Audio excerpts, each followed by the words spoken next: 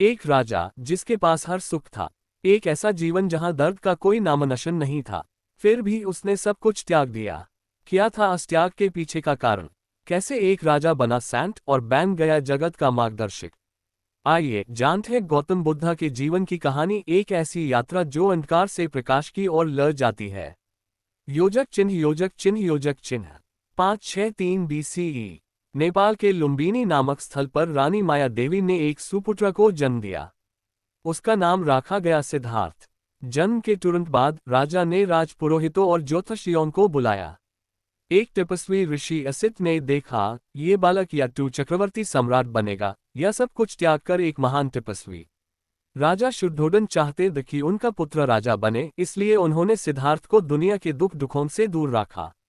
राजमहल के अंदर एक अलग दुनिया तैयार कर दी गई थी, जहां ना बुढ़ापे का पता था, ना रोग, ना मृत्यु।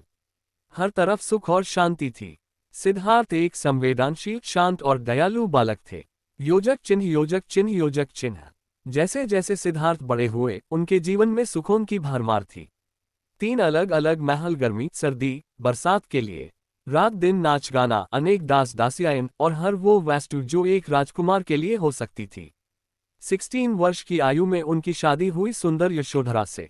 थोड़े समय बाद उनके घर एक पुत्र का जन्म हुआ जिसका नाम रखा गया राहुल। परंतु इतना सब कुछ होने के बाद भी सिद्धार्थ के मन में एक शून्य था। उनका मन कभी किसी चीज में लगता ही नहीं था। वे सोच में बैठ जाते, ये सुख सदैव कैसे हो सकते हैं? क्या ये सभी लोग सदैव सुख में रहते हैं? योजक चिन्ह योजक चिन्ह योजक चिन्ह एक दिन सिद्धार्थ ने अपने सारथी चन्ना के साथ राजमहल के बाहर जाने की इच्छा जताई। राजा ने माना किया, पर सिद्धार्थ ने जिद पकड़ ली। अंत में अनुमति दे दिया गया और यहां से शुरू हुई उस परिवर्तन की कहानी जिसने दुनिया को बदल दिया। पहला दृश्य, उन्होंने देखा एक बुढ़ा आदमी जिसका शरीर कमजोर हो चुका था, जिसमें जोश नहीं था, आंखों में अंधकार था। सिद्धार्थ ने पूछा, ये क्या है? चन्ना बोला, ये बुढ़ापा है, ये हर किसी को होता है। दूसरा दृश्य, एक रोगी अपंग दर्द से कराहता हुआ। क्या सबको रोग होता है? हाँ राजकुमार, कोई इससे नहीं बच सकता। तीसरा दृश्य, एक मृत शरीर लोग कंधे पर उठाए जा रहे हैं, पीछे रोती हुई भीड़। ये क्या है? ये मृत्यु है राजकुमार। सिद्धार्थ का जीवन जाटक गया। लेकिन चौथा दृश्य अलग था, एक तपस्वी जिसके चेहरे पर शांति थी, आंखों में प्रकाश था। सिद्धार्थ ने पूछा, ये कौन है?